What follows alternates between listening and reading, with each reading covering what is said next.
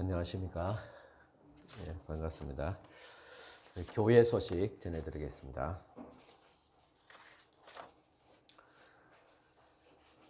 예배드림도 힘써주시기 바랍니다. 또 가정예배, 또 평일에 한 번씩 꼭 드려주시기 바랍니다.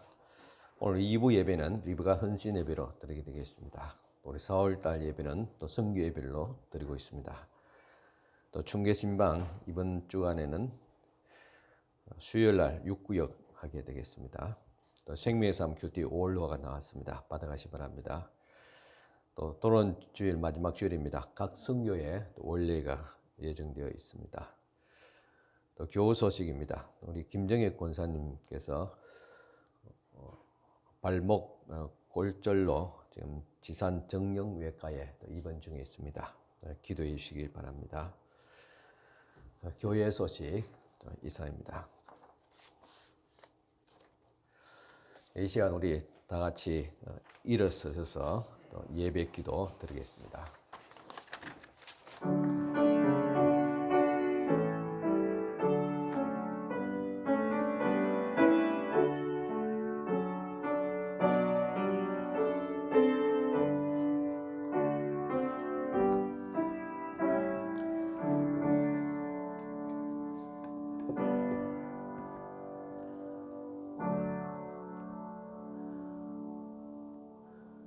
그러므로 내일 일을 위하여 염려하지 말라. 내일 일은 내일 염려할 것이요 한날의 괴로움은 그날로 족하니라. 아멘. 우리가 지난 주 한 주간 또 각박에 또 마음을 추스리면서 또 살아왔습니다. 우리의 모든 연약함과 또 부족함을 주님께서 긍휼히 여기시옵시고 이 시간 우리의 모든 연유와 검신을 다 주님 앞에 또 맡겨버리고 하나님 은혜 가운데서 참된 또 주일에 안식을 누리기를 원합니다. 우리의 예배와 우리의 정성을 주님께서 기쁘게 받아주시옵기를 간절히 바라곤 합니다. 이 시간 또 여러 가지 형편상 다 참여하지 못한 우리 성도들 주께서 저들을 위로하여 주옵시고 가정에서 병상에서 또 일터에 있는 사랑하는 모든 성도들을 긍휼히 여기시사 하나님의 은혜 가운데서 회복될 수 있도록 은총을 베풀어 주시옵기를 간절히 바라곤 합니다. 오늘도 이 시간 주님 앞에 귀한 예물 먼저 올려드립니다. 11조 드린 귀한 이 손길들 주께서 기억하여 주시옵기를 원합니다.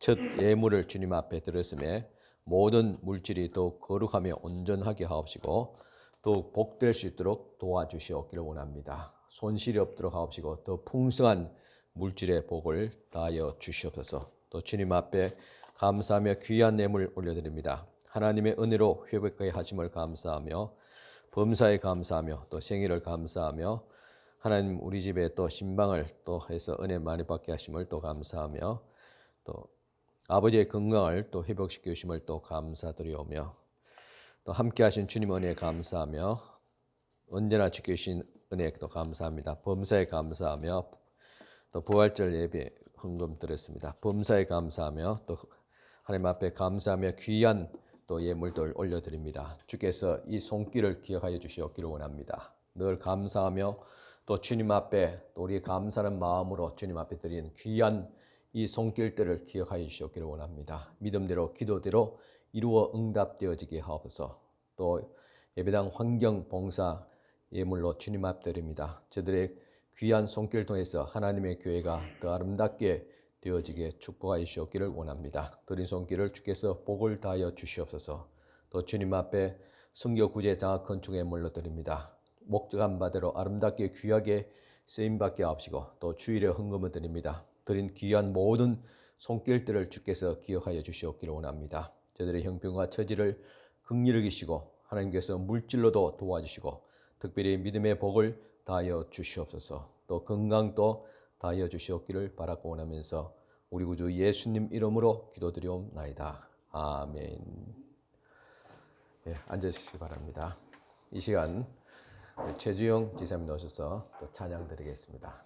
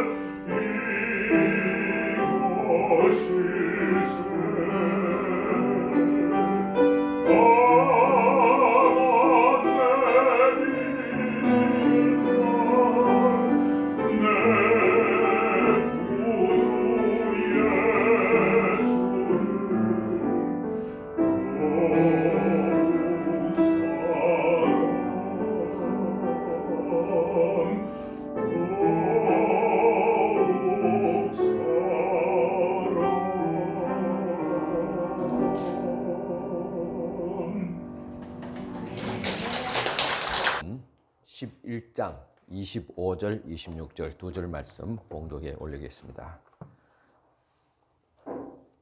요한복음 11장 25절입니다. 예수께서 이르시되 나는 부활이요 생명이니 나를 믿는 자는 죽어도 살겠고 무릇 살아서 나를 믿는 자는 영원히 죽지 아니하리니 이것을 내가 믿느냐. 아멘. 여러분 한 주간도 잘 지내셨습니까? 별일은 없으시고요. 참 우리가 산다는 것이 요즘 같은 경우는 하루하루가 좀 버겁고 또 힘든 것 같습니다.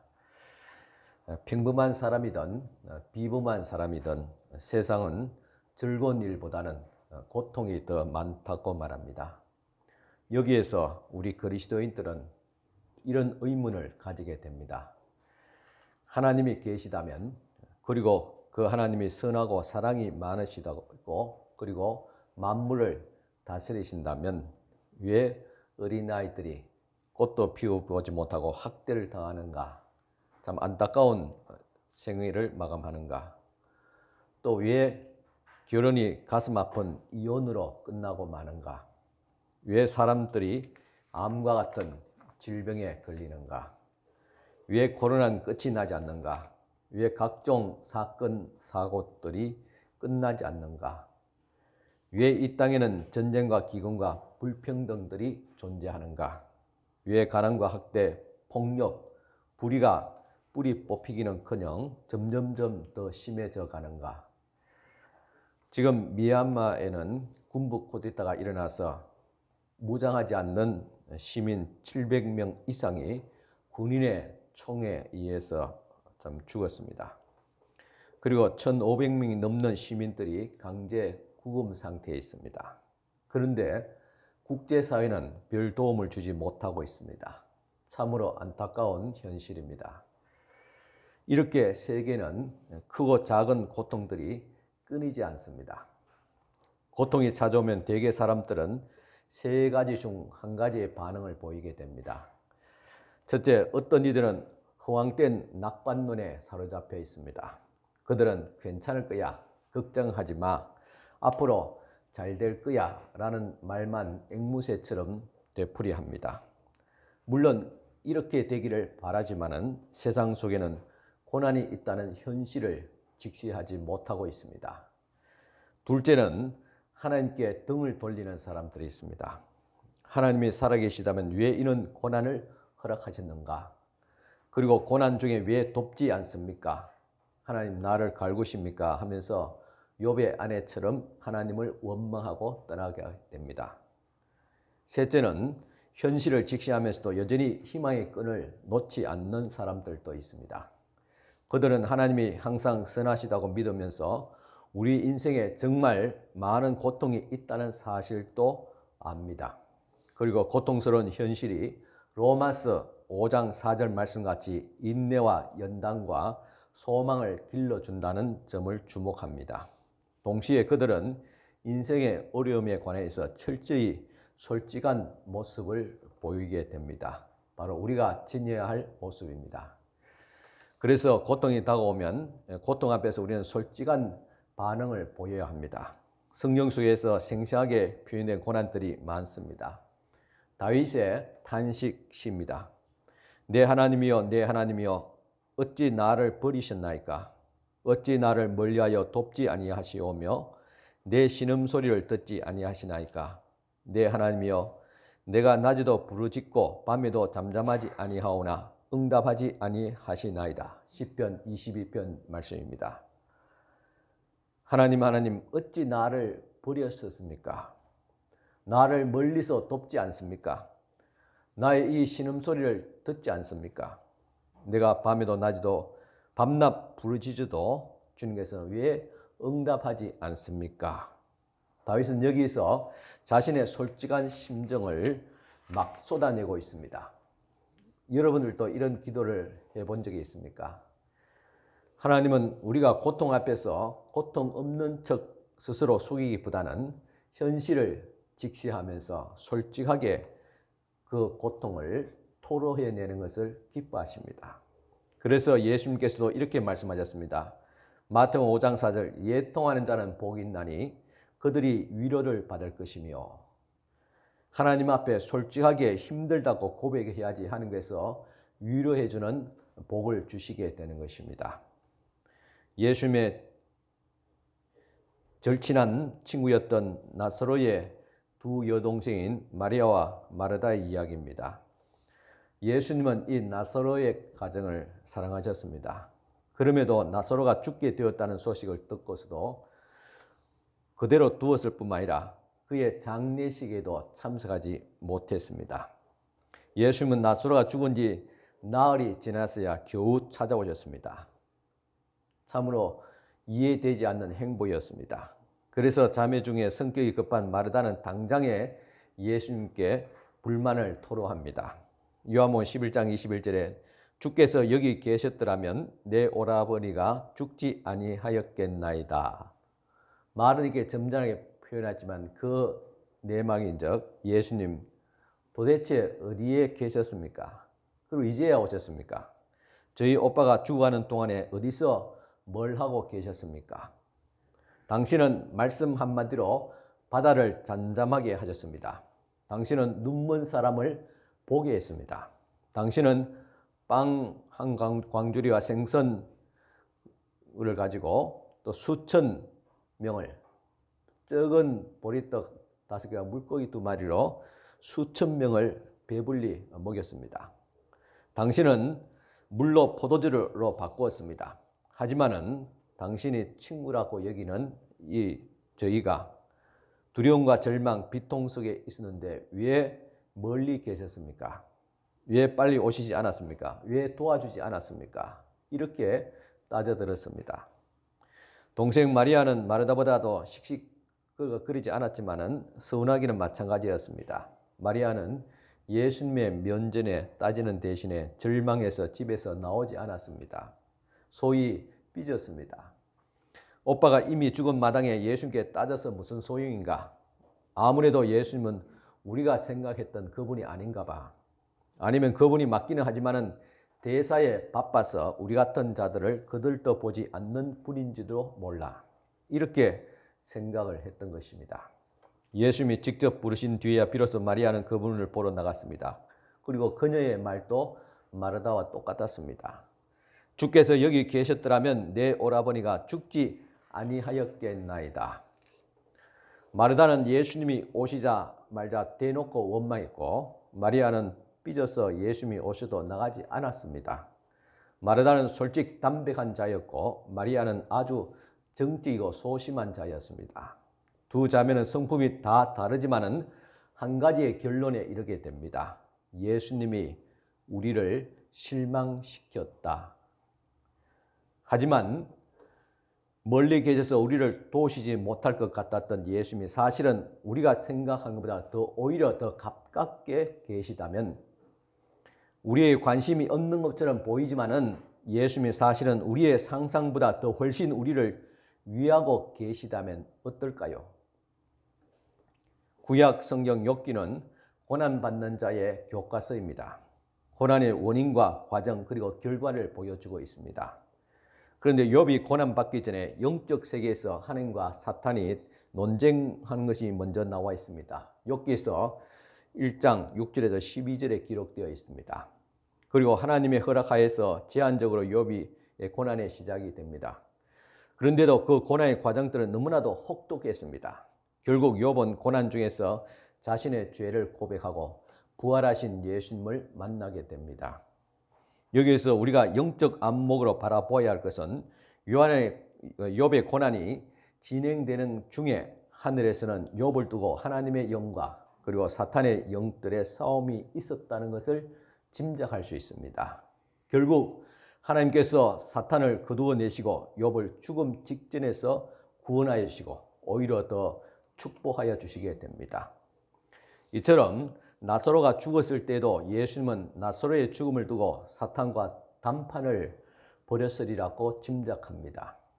유다서 1장 9절을 보면 제사장 천사장 미가엘이 모세의 시체에 관하여 마귀와 다투어 변론할 때 감히 비방하는 판결을 내리지 못하고 다만 말하되 주께서 너를 꾸짖으시기를 원하노라 하였거늘 했습니다. 천사장 미가엘이 모세의 죽음을 두고 마귀와 다툴 때에 판결을 내리지 못했다. 하지만은 하나님의 이름으로 그 마귀를 꾸짖었다고 말하고 있습니다. 하지만 예수님은 나사로의 죽음 앞에 선 사탄을 바로 꾸짖어 쫓아냈습니다. 그렇게 죽은 나사로를 살린 것입니다. 그래서 예수께서 절망과 슬픔에 잠긴 마르다와 마리아에게 이렇게 말씀하셨습니다.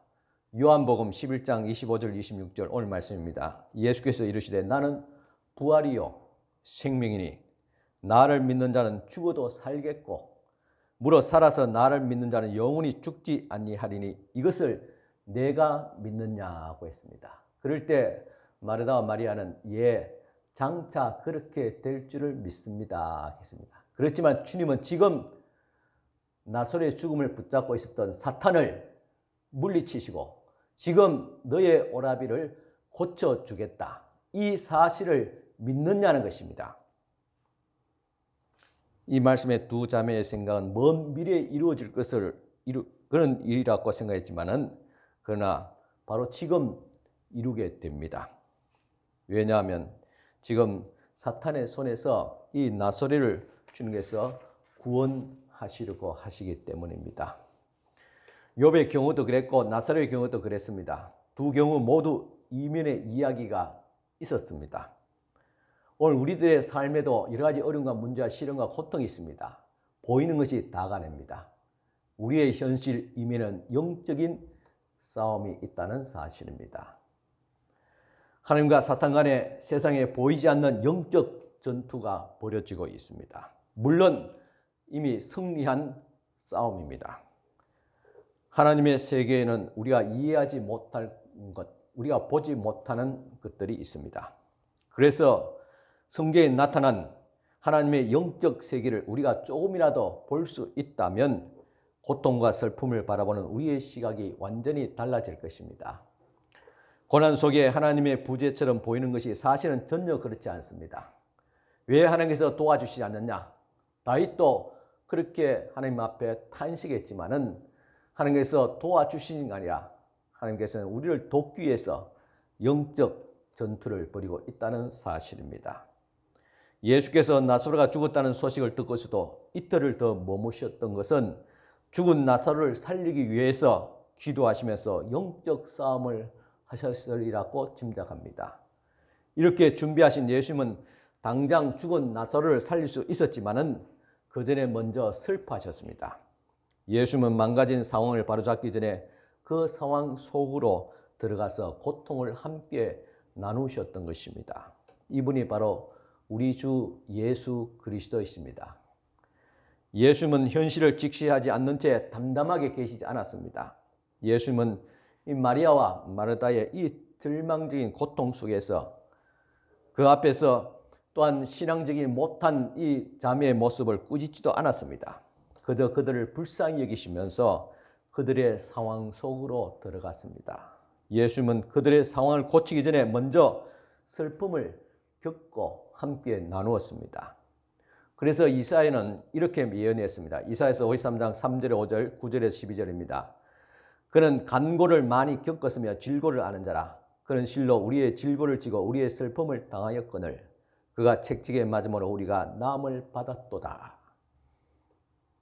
주님은 우리의 죄를 사하시고 우리의 병 고침을 받기 위해서 주님께서 몸소 그 질고를 당하고 슬픔을 겪었다.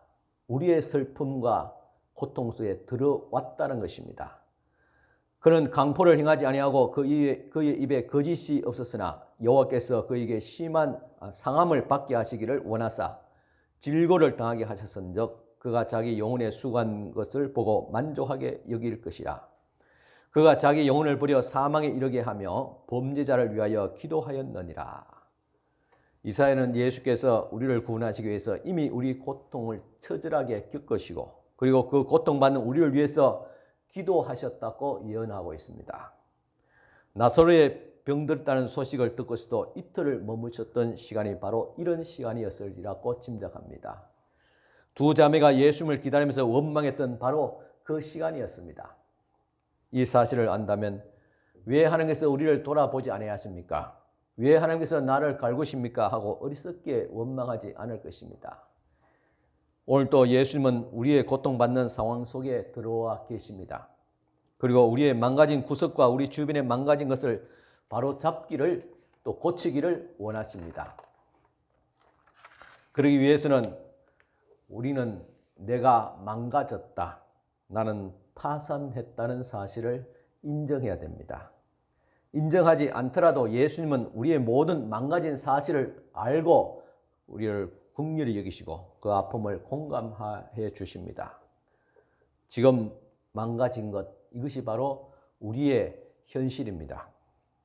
하지만 우리는 미래의 소망을 얻게 됩니다. 그리스도께 소망을 둔 사람은 고통이 이야기의 끝이 아닙니다. 하나님의 구원의 이야기에 있어서 중간 부분입니다. 하나님의 구원의 이야기는 에덴에서부터 시작됩니다.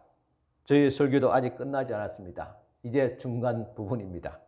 진짜 중요한 것은 지금부터입니다. 에덴은 부정함이 없는 완벽한 낙원이었습니다. 그런데 사람들이 하나님과의 약속을 어김을 통해서 사망이 들어왔고 그리고 고통이 시작되었습니다. 그런데 하나님의 아들이 이 세상에 들어오심을 통해서 죽음의 저주가 중단되었습니다. 그리고 성천하신 예수님은 세상 마지막 날에 다시 오신다고 했습니다. 바로 그날이 구원의 완성의 날입니다.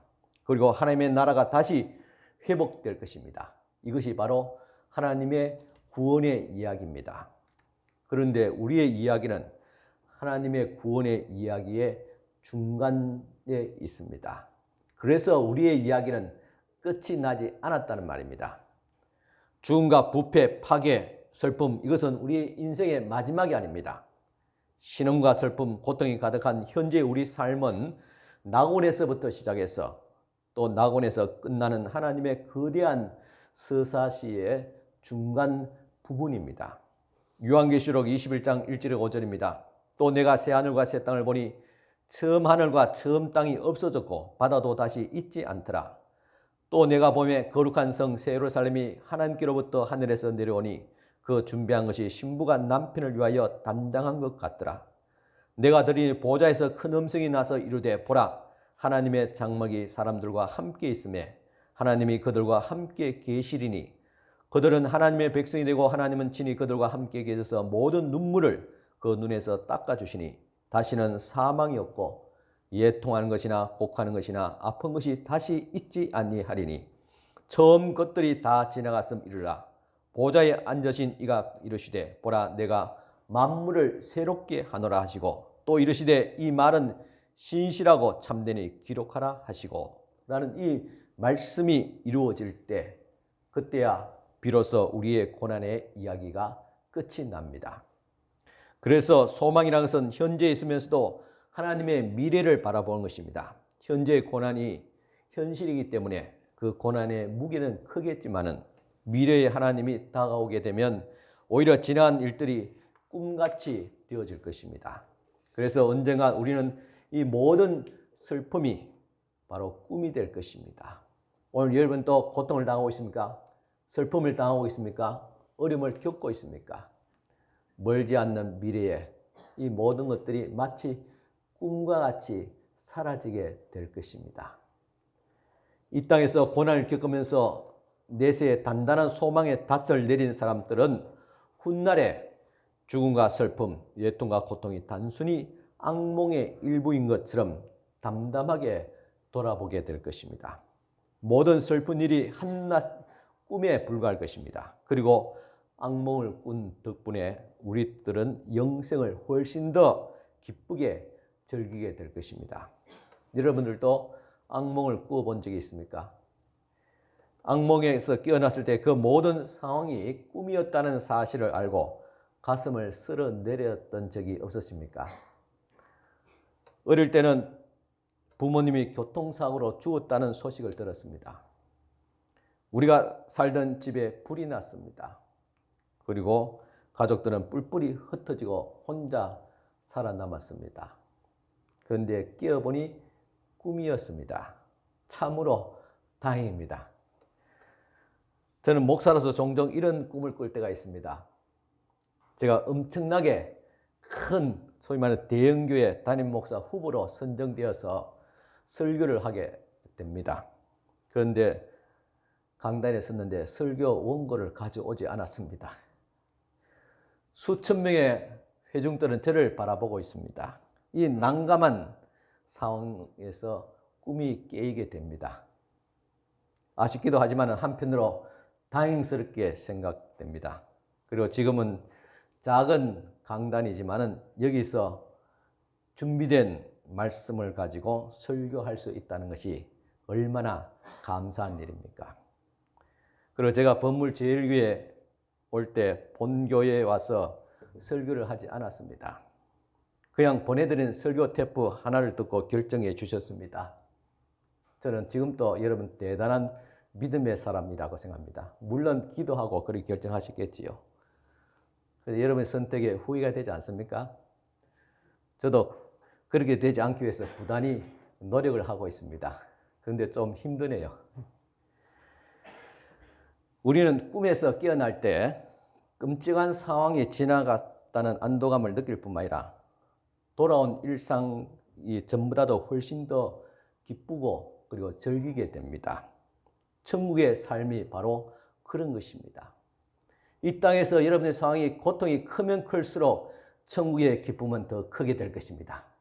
여러분들 고난 가운데서도 희망을 가질 수 있기를 바랍니다.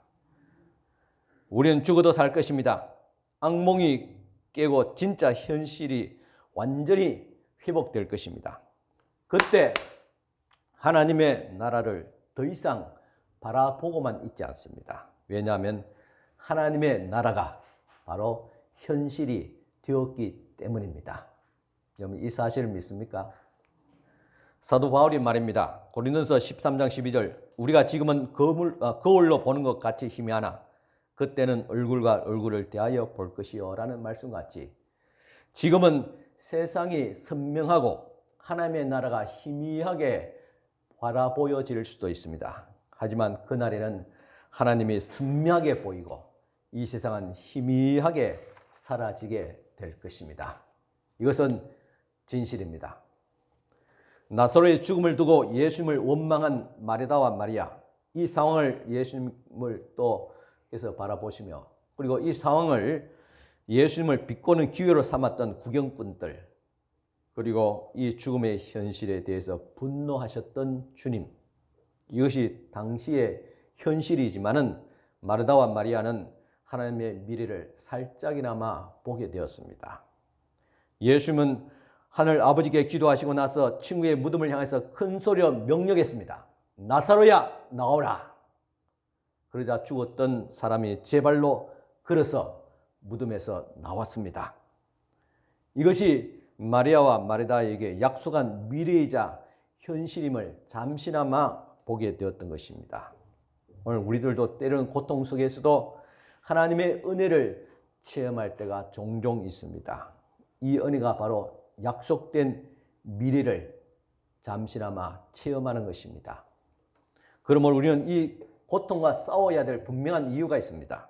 가끔 예수께서 왜 나사로를 죽음에서 살려내었었는지 의아하게 생각하곤 합니다. 물론 그 사건이 나사로와 그 여동생들 그리고 마을 사람들에게는 뜻밖의 반가운 그런 일이었을 것입니다.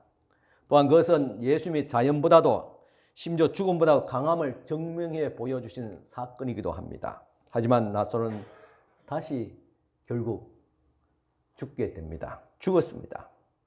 그리고 또한 장례식을 2번이나 치루어야 됐습니다. 이별의 슬픔을 2번이나 맛보게 됩니다. 모두가 한 번의 슬픔을 겪게 만들 그런 필요가 있었을까? 같은 맥락에서 우리는 왜 굳이 고난과 불의와 악과 싸워야 되는가? 인간은 결국 죽게 되는데 왜 암과 같은 질병과 싸워서 뭐 하는가? 예수님이 가난한 사람들은 항상 우리와 함께 있을 것이라고 말씀하셨는데 왜 굳이 가난을 극복하기 위해서 그렇게 애쓰게 그렇게 살아갈 필요가 있는가? 포기할 관계는 빨리 포기하고 그냥 새 출발하는 편이 훨씬 더 쉽고 덜 고통스러울 텐데 왜 굳이 망가진 부부의 관계나 인간관계, 성도의 관계를 회복하기 위해서 노력해야 하는가? 이런 질문을 하면서 다시 나사로의 이야기로 돌아갑니다. 왜 예수님께서 나사로를 다시 살렸었을까? 예수님은 하늘에서처럼 이 땅에서 하나님의 나라를 이루기 위해서 오신 분입니다. 예수님은 우리가 하나님의 미래를 상상하는 것만 아니라 지금 그 미래를 엿보고 맛볼 수 있도록 이 땅에 오셨습니다. 예수님은 세상에서 죽음과 슬픔, 애통, 고통이 주는 이런 것들이 주된 우리의 인생의 삶의 줄거리가 되는 것을 한사코 거부하셨습니다. 아마도 이것이 바로 예수님께서 어떤 주제보다도 하나님의 나라에 관한 이야기를 자주 하신 이유가 아닐까 생각합니다. 예수님은 우리에게도 그분의 시각에서 세상을 바라보라고 말씀하십니다. 보이지 않는 현실이 보이는 현실보다도 더 참이란 사실을 믿으라고 말씀하십니다. 보이는 것은 잠깐이요 보이지 않는 것은 영원하다고 분명히 말씀하셨습니다. 세상은 현재가 실제이고 미래는 가상의 세계라고 생각합니다. 하지만 예수님은 현재가 가상의 공간이고 미래가 실제라고 말씀하십니다. 그래서 우리는 미래의 현실을 근거로 해서 현재라는 가상 공간에서 살아야 됩니다.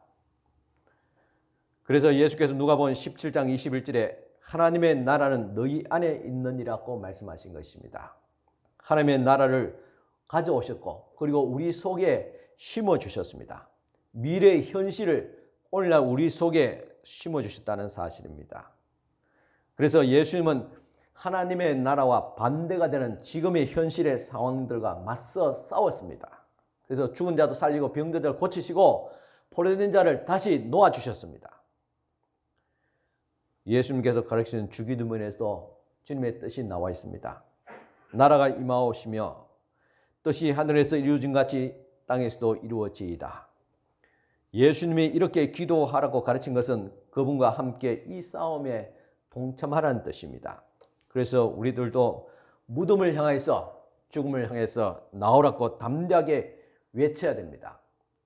C.S. 루이스라는 경건한 지필자가 한 말처럼 기독교는 싸우는 종교이기 때문입니다. 미래의 하나님의 나라는 현실을 가슴에 품고 현재 이 땅의 가상세계에 불합리하고 모순되는 것과 싸워야 됩니다. 세상은 암과 같은 질병과 간을 보면서 이 또한 숙명이니 그대로 받아들이라고 말합니다. 하지만 우리는 그딴 망할 소리 같은 소리 집어치우라고 말하면서 대응해야 합니다. 기독교는 싸우는 종교이기 때문에 그렇습니다. 우리는 하나님이 세상을 창조하셨다고 믿습니다. 그런데 하나님이 창조하신 세상이 사탄의 유혹과 인간의 불순종으로 망가졌고 예수님이 그것을 바로잡기 위해서 오셨고 바로잡으셨고 이제 하나님이 우리에게 그것을 누리고 회복하라고 아주 강력하게 명령하십니다. 그래서 우리는 불합리하고 불행한 이 세상의 현실은 예수님의 승리로 중단된 고통입니다. 그래서 대범하게 맞서 싸워야 됩니다. 우리 교회는 지난번에 한 달간 광고와 기도를 하고 항존 직분자를 새로 뽑았습니다. 특별히 장로를 선택한다는 것은 교회를 세우는 큰 일이었습니다. 그러니 자연히 마귀 또 방해를 하게 됩니다. 그래서 기도하라는 것입니다. 그래서 교회들마다 직분자를 선택하고 크고 작은 부작용들이 있습니다. 우리 또한 이것을 겪고 있습니다. 이 또한 우리 교회가 성도들이 담대하게 맞서 싸워야 될 영적 전투입니다. 그리고 고난 가운데서도 소망을 잃지 말아야 될 이유가 있습니다. 때로는 끝까지 치유되지 않습니다. 때로는 계속해서 가난으로 남습니다. 때로는 가정이 무너지고 우정이 깨어집니다. 때로는 가슴이 찢어지는 비극이 발생합니다. 교회도 조용할 날이 없습니다. 인생은 고통과 상처, 상실의 연속입니다. 이렇게 인생은 말 그대로 전쟁입니다. 이 전쟁의 한복판에서 예수님은 우리와 함께 슬퍼하시면서도 언젠가는 소망이 이길 것이라고 말씀하십니다. 결국 생명이 죽음을 이기고 기쁨이 슬픔을 이기고 치유가 자유가 질병을 이기고 그리고 속박을 이기고 승리가 패배를 이기게 될 것입니다. 숨 한 번으로 우주를 창조하시던 하나님, 말씀으로 바다를 가르고 죽은 자를 무덤에서 불러내신 분, 이 하나님이 만물을 새롭게 하실 것입니다. 그런데 이 망가진 세상에 살고 있는 우리들은 여전히 이 사실을 잘 받아들이지 않습니다. 저는 누우면 잠을 잘 자는 사람입니다. 그래서 저희 집사람 표현을 빌리자면 머리가 땅에 닿기만 하면 코를 골면서 잔다고 합니다. 그래서 참 미안하지만 불면증에 고생하시는 분들의 그 애를 잘 공감하지 못합니다. 왜 잠이 부족할까? 잠이 오지 않을까? 저는 잠이 부족한 사람인데 그런 저도 가끔은 잠 못 이룰 때가 있습니다. 그 원인은 미래에 대한 불안감입니다. 보통 성인의 불안감은 크게 세 가지의 종류가 있습니다. 첫째는 내가 혼자가 되지 않을까? 둘째는 내가 불치병에 걸리지는 않을까? 셋째, 나만 바라보고 있는 가족들을 위해서 계속 내가 책임질 수 있을까? 그런데 왜 우리들은 불안해합니까? 첫째는 아직 일어나지 않는 일에 대해서 불안해합니다. 둘째는 항상 최악의 상황을 상상하는 버릇이 있습니다. 그래서 미리 앞질러 그렇게 불안하고 염려하는 것이지요. 그래서 우리의 불안 대부분 실제로 일어나지 않는 일에 대한 비합리적인 불안입니다. 신앙을 떠나서라도 경험에 의하면 연구한 학자들에 의하면 우리가 불안하고 염려하는 것들 중에서 그대로 이루어지는 것은 불과 한 10% 정도, 10가지 중에서 한 가지 정도 그렇게 일어나지 대부분 일어나지 않는 그런 것이라고 말하고 있습니다. 우리 주님께서도 말씀하셨습니다. 마태복음 6장 34절에 그러므로 내일 일을 위하여 염려하지 말라. 내일 일은 내일 염려할 것이요 한날의 괴로움은 그날로 족하니라 했습니다. 우리 주님께서 미래에 일어나지 않는 일에 대해서 염려하지 말라고 말하고 있습니다. 그래도 불안하고 염려가 된다면 아주 센 극단적인 처방을 내려야 됩니다. 내 두려움이 진짜일 경우 내 궁극적인 운명이 어떻게 될는지 우리가 생각을 해봐야 됩니다. 내가 혼자가 되거나 아파서 죽거나 사랑하는 사람들을 책임질 수 없게 된다면 그로 인한 최종의 목적지가 어디인가? 일단 여러분들이 생각하는 두려움이 다 사실이라고 가정해 봅시다. 그러면 이제 제가 여러분의 시간을 빨리 돌려서 100년 뒤로 가보겠습니다. 어떻게 되어 있을까요? 최악의 상황대로 된다 하더라도 100년 뒤에 여러분들은 어디서 무엇을 하고 계십니까? 우리가 염려하는 모든 일들이 다 종료되었습니다. 아웃입니다. 그리고 전혀 새로운 세계가 전개되었습니다. 하나님의 나라에 있게 된 것입니다. 나는 혼자가 아닙니다. 하나님은 예수님의 혼인잔치에 내 자리를 마련해 놓으셨습니다. 나는 그분의 신부가 되어서 하나님의 나라에 있게 될 것입니다. 하나님은 외로운 자들을 영원한 가족으로 삼아주셨습니다. 하나님은 나를 떠나지도 버리지도 않으실 것입니다. 최악의 시나리오대로 된다 해도 궁극적으로 나는 혼자가 아닙니다. 하나님이 늘 나를 알고 사랑하고 받아주십니다. 그리고 그리스도 안에서 먼저 간 가족들도 만나게 될 것입니다. 우리는 다시 살아납니다. 내가 불치병에 걸려도 예수님은 부활이요 생명이며 그분을 믿는 자는 죽어도 산다는 이 진리는 변함이 없습니다. 예수님이 썩지 않는 육체로 부활한 것처럼 우리들도 그렇게 될 것입니다. 그 사실을 나사로의 죽음과 부활을 통해서 우리에게 미리 보여주셨습니다. 예수님은 부유합니다. 그리고 우리도 부유합니다. 하늘과 땅의 모든 것이 그분의 것이며 그분께 속해 있습니다. 하지만 그분은 단순히 부유한 정도가 아닙니다. 그분은 진정한 부유함 그 자체입니다. 그래서 그분을 믿는 우리들도 영원한 부유한 자가 될 것입니다. 이처럼 최악의 상황이 온다 할지라도 궁극적으로 우리는 외롭지 않고 우리는 썩지 않고 쇠하지 아니하며 영원한 유업을 얻게 될 것입니다. 미래에 관한 하나님의 약속은 현재 망가진 현실보다도 무한히 더 실제적입니다. 이 믿음을 가지고 고통을 직시할 수 있다면 소망 가운데 살 수 있을 것입니다. 우리가 살아가는 이 망가진 현실은 궁극적인 현실이 아니기 때문입니다. 고통과 슬픔, 죽음은 이 이야기의 과정이지 끝은 아닙니다. 이 모든 현실이 악몽이라 할지라도 결국은 끝나게 될 것입니다. 이것은 절대적인 진리입니다. 그리스도는 죽었다가 살아나셨으며 또 다시 오실 것입니다. 그때 우리들도 다시 살아서 주님을 보게 될 것입니다. 이 얼마나 좋은 일입니까? 기도드리겠습니다. 하나님 아버지 감사합니다. 우리가 이 땅에 살아간다는 이 자체가 힘들고 고통스럽고 때로는 절망할 때도 있지만은 우리 인생의 끝이 아니라 과정이고 궁극적으로 하나님의 나라가 펼쳐지며 그곳에서 영원한 낙을 누리며 지나간 고통의 삶들을 이제는 희미한 그림자같이 잊어버릴 것을 믿고 오늘 우리가 믿음과 소망 가운데서 이제 주님을 나라에 바라보면서 살아갈 수 있도록 주님 도와주시옵소서. 오늘 이 시간 또 세상의 염려와 근심에 사로잡혀 있는 자들, 고통하며 신음하는 우리 성도들, 의심과 회의 가운데서 또한 불안해하는 우리 성도들을 주께서 긍휼히 여기시옵소서. 특별히 코로나 팬데믹 가운데서 참 불편해하는 우리 성도들을, 우리 국민들을 주님께서 긍휼히 여기시옵소서. 우리의 영원한 주가 되시고 우리의 소망이 되시고 우리의 생명이 되신 우리 주 예수 그리스도를 바라보면서 주님의 은혜 가운데서 소망 가운데서 살아갈 수 있도록 주님 인도하여 주시옵소서. 예수님 이름으로 감사 기도드리옵나이다. 아멘.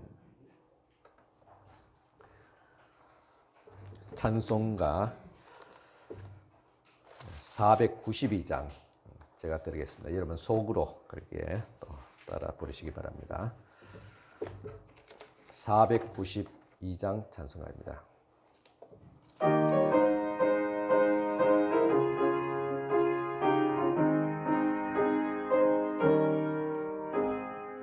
잠시 세상에 내가 살면서 항상 찬송 부르다가 날이 저물어 오라 하시면 영광 중에 나가리. 열린 천국문 내가 들어가 세상 짐을 내려놓고 빛난 멸류관 받아 쓰고서 주와 함께 길이 살리. 눈물 골짜기 뜯으면서 나의 갈 길 다간 후에 주의 품 안에 내가 안기어 영원토록 살리로다.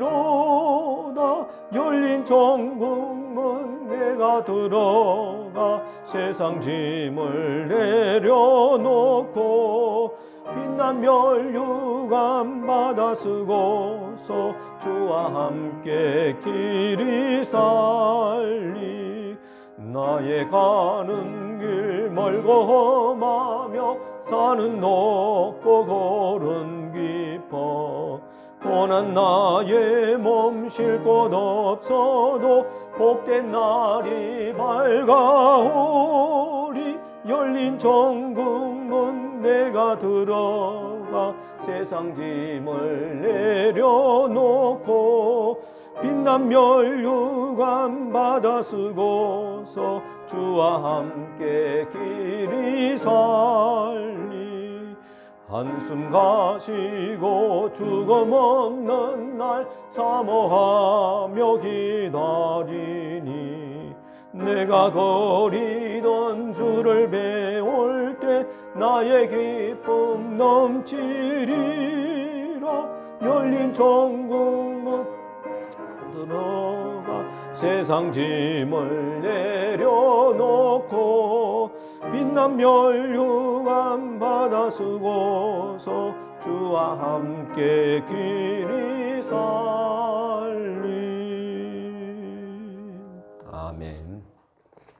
다 같이 일어서서 축복 기도 받으시기 바랍니다.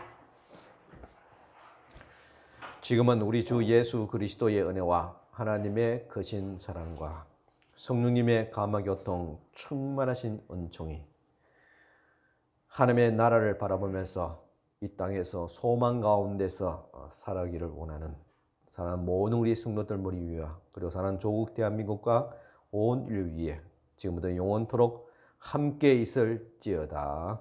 아멘.